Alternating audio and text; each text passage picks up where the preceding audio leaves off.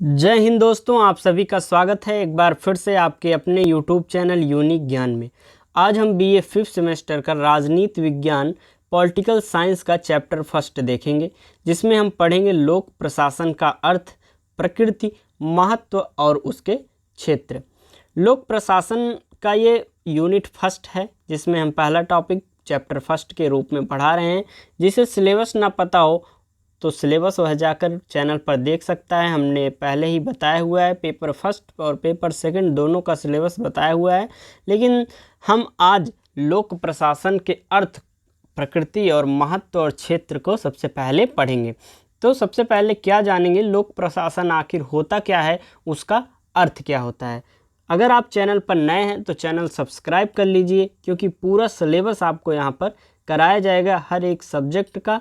और नोट्स प्राप्त करना चाहते हैं तो टेलीग्राम ग्रुप को ज्वाइन कीजिए, चैनल को ज्वाइन कीजिए, जो कि डिस्क्रिप्शन बॉक्स में आपको लिंक प्राप्त हो जाएगा। वहां पर सभी क्लासेस की नोट्स प्राप्त कराई जाती हैं। तो चलिए देखते हैं लोक प्रशासन का अर्थ।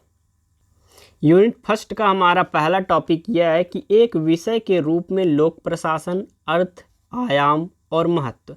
सबसे पहले हमें क्या देखना है, लोक प्रशासन का अर्थ। लेकिन लोक प्रशासन को पढ़ने से पहले, उसके अर्थ को पढ़ने से पहले हम क्या जान लेना चाहिए, हमें प्रशासन का अर्थ। क्योंकि लोक प्रशासन जो है वह दो शब्दों से मिलकर बना हुआ है। कौन कौन से, लोक, धन, प्रशासन। सबसे पहले हम प्रशासन के अर्थ को जानेंगे, लोक के अर्थ को जानेंगे, फिर लोक प्रशासन के अर्थ एवं उसकी परिभाषाओं के बारे में जानेंगे, और अलग अलग विद्वानों ने जो परिभाषाएं दी हैं उसको अच्छे से आपको बताएंगे। तो सबसे पहले हम देखेंगे प्रशासन जो है। प्रशासन शब्द मुख्य रूप से लैटिन भाषा के शब्द एडमिनिस्ट्रेटर से निकाला है। जो प्रशासन शब्द है वह लैटिन भाषा के एडमिनिस्ट्रेटर शब्द से निकला है, जिसका अर्थ है किसी व्यक्ति के बारे में विचार करना तथा उसकी देखभाल करना या उनकी समस्या को समझना। अर्थात इसका अर्थ क्या बताया गया है, किसी व्यक्ति की समस्याओं को समझना, उसका अच्छे से देखभाल करना और उसकी समस्याओं को निपटारा करना या ख़त्म करना। यह क्या होता है, प्रशासन का अर्थ होता है। एडमिनिस्ट्रेटर का अर्थ होता है, जो कि एक लैटिन भाषा का शब्द है। एक संगठन की विशेषता है कि सामूहिक क्रिया जिसमें संयुक्त प्रयास, तालमेल बनाना आदि शामिल है। जब भी कोई सामूहिक क्रिया होती है, आपने पहले ही सुना होगा कि यूनिटी में दम होता है, एकता में बल होता है, या आप ये भी सुने होंगे कि एक से भले दो।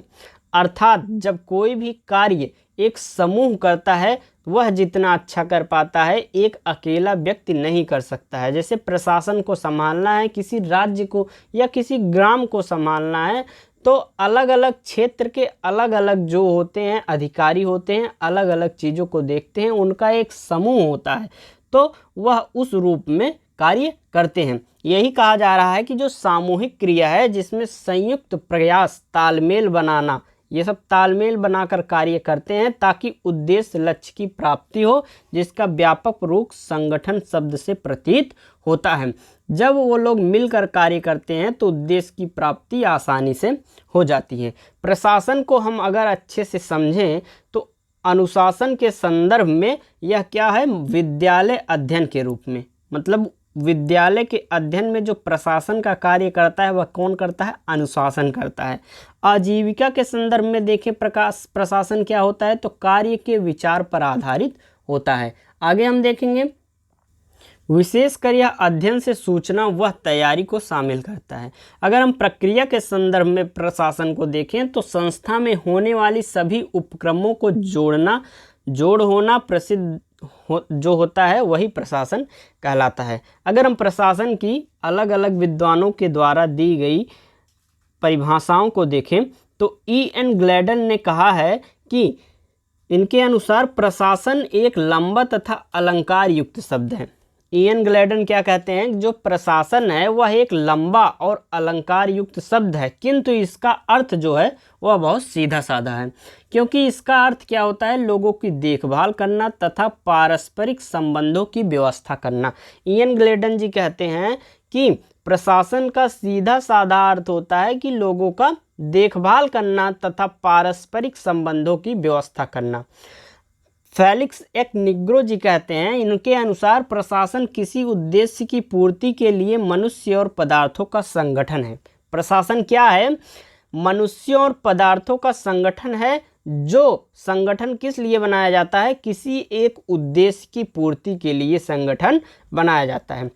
J.M. फिनर और आर फ्रेस्थस क्या कहते हैं? यह कहते हैं कि वांछित उद्देश्यों की प्राप्ति के लिए मानवीय तथा भौतिक संसाधनों के संगठन और संचालन को प्रशासन की संज्ञा दी जाती है। J.M. फिनर और आर फ्रेस्थस के अनुसार जो वांछित उद्देश्य की प्राप्ति के लिए मानवीय तथा भौतिक संसाधनों के संगठन या संचालन किए जाते हैं, उसी को प्रशासन की संज्ञा दी जाती है। आगे देखेंगे हम। अब हम देखेंगे लोक प्रशासन। L.D. वाइट जी क्या कहते हैं कि लोक प्रशासन सभी कार्यों को कहते हैं जिनका उद्देश्य उपयुक्त सत्ता के द्वारा घोषित की गई नीति को लागू करना या पूरा करना होता है। तो हम लोक प्रशासन को पहले आम भाषा में आपको समझाने के लिए एक परिभाषा बताते हैं कि लोक प्रशासन इस तथ्य से संबंधित हो सकता है कि एक प्रकार का संगठन है या संघ है जो व्यवस्था की सीमित सीमाओं में रहकर कार्य करता है। जो लोक प्रशासन होता है, आप एक तरह से समझ सकते हैं कि यह एक संघ होता है या एक संगठन होता है जो व्यवस्था की सीमित सीमाओं में, अर्थात व्यवस्था जो होती है, जो रूल बनाए जाते हैं, उसकी एक लिमिटेशन होती है, अर्थात सीमा होती है, उसी में रहकर कार्य करता है। कौन? लोक प्रशासक। यह सेवा वितरण को अधिक कुशल व प्रभावशाली बनता है। यह जो सेवा होती है वितरण को बनाता है, क्या बनाता है? अधिक कुशल और प्रभावशाली। जनता द्वारा इसे सरकार के समान देखा जा सकता है। जैसे सरकार कार्य करती है, उसी प्रकार से जनता इसे लोक प्रशासन को देख सकती है। इस प्रकार से लोक प्रशासन सरकार की गतिविधियों तथा सरकार की क्रियाओं को सभी क्षेत्रों में, विशेषकर खुले प्रशासन में भी ध्यानपूर्वक संचालित करता है। हमने प्रशासन का अर्थ समझा, विभिन्न विद्वानों के माध्यम से उसकी परिभाषाएं समझी। अब हम देखेंगे लोक प्रशासन के संबंध में विभिन्न विद्वानों द्वारा दी गई परिभाषाओं को। लोक प्रशासन के बारे में वुड्रो विल्सन जी कहते हैं कि लोक प्रशासन विधि की विस्तृत तथा व्यवस्थित प्रयुक्ति है। विधि की प्रत्येक विशेष प्रयुक्ति प्रशासन का कार्य करती है। लोक प्रशासन क्या है? एक विधि है जो कि विस्तृत तथा व्यवस्थित है। कौन कहता है यह? वुड्रो विल्सन जी। L.D. वाइट क्या कहते हैं? किसी प्रयोजन या उद्देश्य की प्राप्ति के लिए बहुत मनुष्यों का निर्देशन, समन्वय तथा नियंत्रण ही प्रशासन कहलाता है। वो L.D. वाइट जी कहते हैं कि किसी प्रयोजन का उद्देश्य को प्राप्त करने के लिए जब मनुष्य का निर्देशन होता है, नियंत्रण होता है और कार्य किया जाता है, तो वह प्रशासन कहलाता है। M.E. डिमॉग जी कहते हैं कि प्रशासन का संबंध सरकार के क्या और कैसे से है, अर्थात सरकार क्या कार्य कर रही है। जैसे यह एक सिद्धांत है, क्या और कैसे सिद्धांत, अर्थात सरकार या लोक प्रशासन क्या कार्य कर रही है, इसका ज्ञान होना चाहिए, और कैसे कार्य कर रही है इसका ज्ञान होना चाहिए। क्या से क्या पता चलता है? क्या विषय वस्तु है। आगे देखेंगे। क्या जो है वह किसी क्षेत्र का तकनीकी विज्ञान है जिसके द्वारा एक प्रशासक अपने कार्यों को पूरा कर पाता है। कैसे प्रबंध की तकनीक या पद्धति है, यह वह सिद्धांत है जिनके अनुकूल संचालित कार्यक्रम को सफलता तक पहुंचाया जा सकता है या जाता है। दोनों ही अनिवार्य हैं, दोनों का समन्वय ही प्रशासन कहलाता है।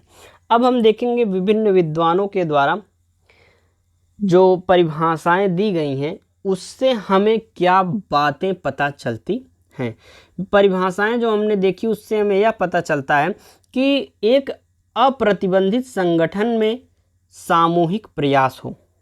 जो लोक प्रशासन का कार्य है वह एक अप्रतिबंधित संगठन हो और सामूहिक प्रयास किया जाए किसी कार्य को करने के लिए। सरकार की 3 शाखाओं एवं इसके अंतर संबंध को संगठित करना क्या किसका कार्य है? लोक प्रशासन का।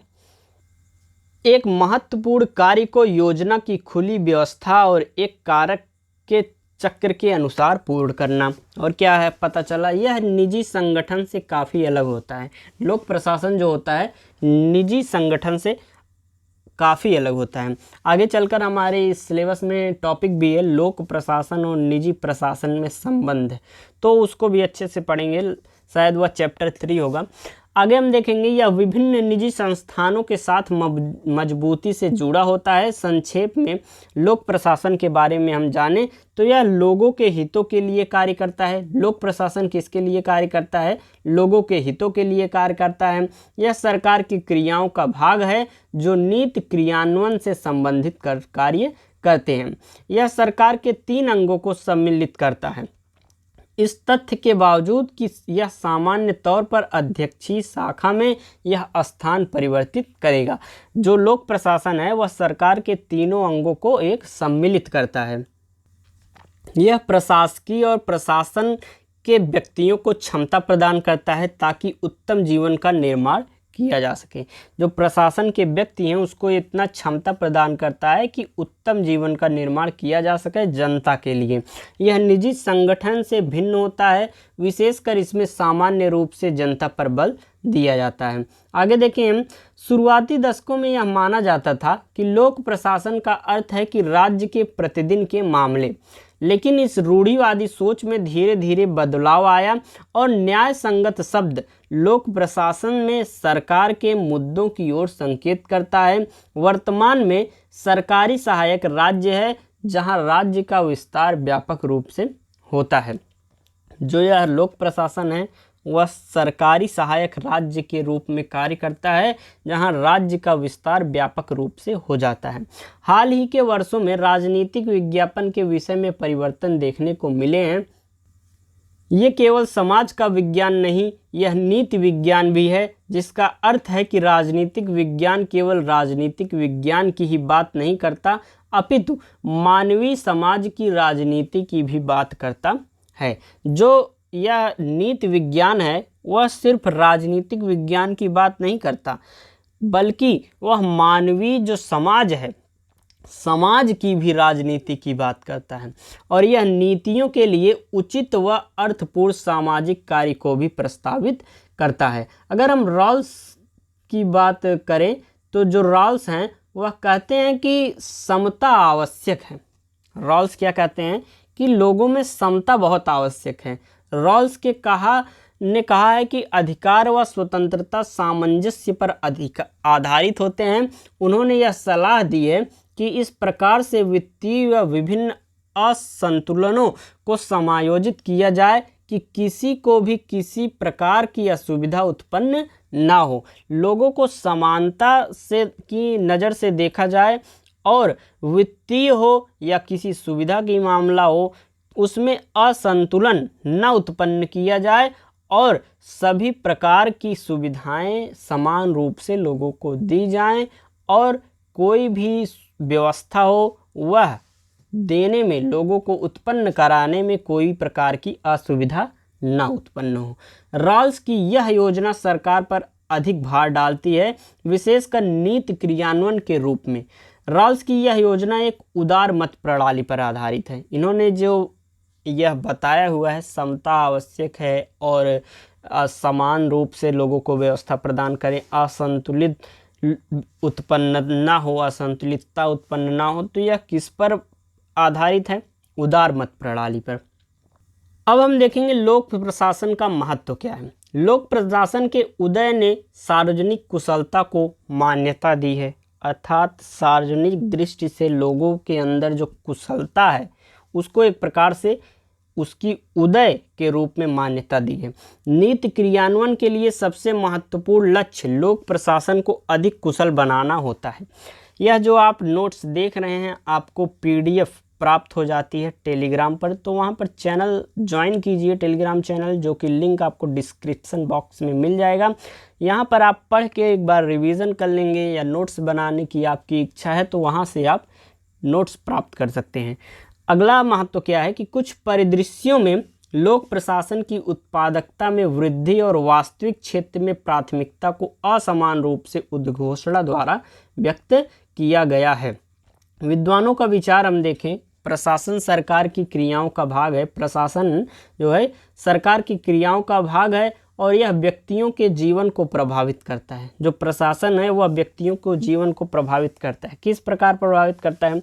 आप कोई भी व्यवस्था देते हैं लोगों को, मतलब सरकार जब देती है, आपके मृत्यु से लेकर, जन्म से लेकर मृत्यु तक सरकार इस समय आपको सुविधा प्रदान करा रही है। जैसे कि आपका जन्म, किसी का भी जन्म होता है तो सरकारी अस्पतालों में आपको टीकाकरण की व्यवस्था दी जाती है, माताओं के लिए खाना पीना की व्यवस्था दी जाती है, बच्चों को टीकाकरण दिया जाता है और उनका जन्म अच्छे से करवाने की उनकी व्यवस्था दी जाती है।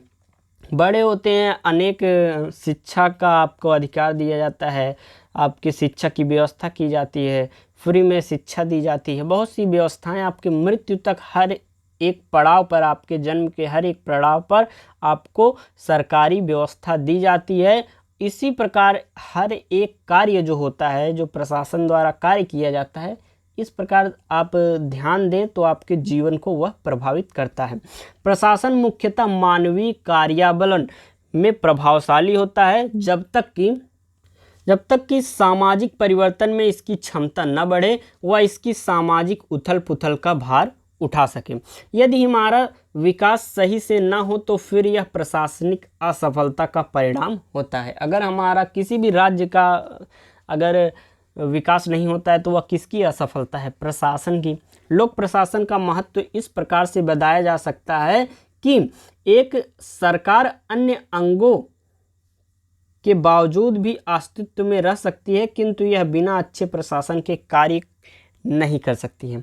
अगर अच्छा प्रशासन नहीं होगा, आप देखते होंगे अनेक पार्टियां हैं, अनेक राजनीतिक समूह हैं, जो राजनीतिक समूह जनता को अधिक पसंद आती है, जो अधिक विकास का कार्य करती है, लोगों के हित का कार्य करती है, वही अस्तित्व में रहती है, उसी का शासन चलता है। सेवाएं प्रदान करने के लिए एक उपकरण के तौर पर प्रशासन का वास्तविक मूल सेवाएं प्रदान करना है जो कि आम जनता के लिए हों। यह एक परम उत्तरदायित्व है। जो कार्य किया जा रहा है उसे आम जनता को लाभ हो। कोई भी कार्य किया जाता है, कोई भी योजना लाई जाती है, वह जनता के लिए ही लाई जाती है। जनता को उससे लाभ होता है इसलिए लाई जाती है, और जनता को अगर लाभ ही ना हो तो उस योजना के लाने का कोई भी महत्व नहीं होता है। आगे हम देखेंगे। अगला महत्व है कि नीतियों को लागू करने के लिए एक साधन के रूप में सरकार द्वारा सूत्रबद्ध सभी नीतियां प्रशासन द्वारा लागू की जाती हैं। इसलिए ये सभी प्रशासन की सहायता से सभी नीतियों को आकार प्रदान करते हैं। जो भी नीतियां लाई जाती हैं वो प्रशासन द्वारा ही लाई जाती हैं। आगे देखेंगे, किसी भी समाज के संतुलन का संरक्षण बहुत ही आवश्यक है एवं इससे लोक प्रशासन की यथास्थिति को कायम रखा जा सकता है। सरकार की सभी नीतियां, चाहे वह सामाजिक हों अथवा आर्थिक, इनको प्रशासनिक संस्थाओं द्वारा लागू किया जाता है और इन नीतियों का मुख्य उद्देश्य परिवर्तन लाना और जनता के लिए मानकों को बढ़ाना है। जो कि हम आपको अच्छे से बता चुके हैं कि लोक प्रशासन जनता का ख्याल रखती है, उसके समस्याओं को समझती है और समस्याओं को सुलझाती है। तकनीकी स्वभाव क्या होता है इसका? वर्तमान समय में सरकार व उसकी सेवाओं की प्रकृति में अधिक तकनीकीकृत हो गई है। इससे पूर्व सरकार की गतिविधियां कम जटिल होती थी, परंतु समय के साथ हम देख सकते हैं कि सरकार की शैली में भी परिवर्तन आया हुआ है। यह था लोक प्रशासन का अर्थ, परिभाषा, महत्व, क्षेत्र भी हमने आपको बताया। अगला चैप्टर जल्द ही आएगा। अगर आप चैनल पर नए हैं तो चैनल सब्सक्राइब कर लीजिए और नोटिफिकेशन ऑन कर लीजिए, बेल आइकन जो होता है। और नोट्स प्राप्त करना चाहते हैं तो टेलीग्राम चैनल को ज्वाइन कीजिए, वहाँ पर सभी प्रकार के नोट्स आपको उपलब्ध कराए जाते हैं। और सिलेबस अगर आपने नहीं देखा है तो आप सिलेबस भी देख सकते हैं। हम हर एक चैप्टर को धीरे धीरे आपको पढ़ाएंगे और एक प्लेलिस्ट हर एक सब्जेक्ट की बनी हुई है। जो भी सब्जेक्ट आपको पढ़ना है वहाँ से आप पढ़ सकते हैं। कमेंट करके ज़रूर बताएं कि आप कौन कौन सा सब्जेक्ट लिए हैं और कौन सी यूनिवर्सिटी से हैं, जिससे आपको वीडियोस आपके एग्ज़ाम से पहले उपलब्ध कराई जा सके। जैसे कि होता है कहीं कहीं यूनिवर्सिटीज़ में पहले एग्ज़ाम होते हैं, कहीं बाद में होते हैं, लेकिन सभी का सिलेबस जो है ध्यान में रखते हुए आपको क्लासेस कराई जाएंगी चैप्टर वाइज, जिससे सभी के यूनिवर्सिटीज़ में जो सिलेबस है आपका वह क्लियर हो जाए और आपका परीक्षा अच्छे से आप दे पाएँ, तैयारी अच्छे से कर पाएँ। धन्यवाद, मिलते हैं अगले वीडियो में।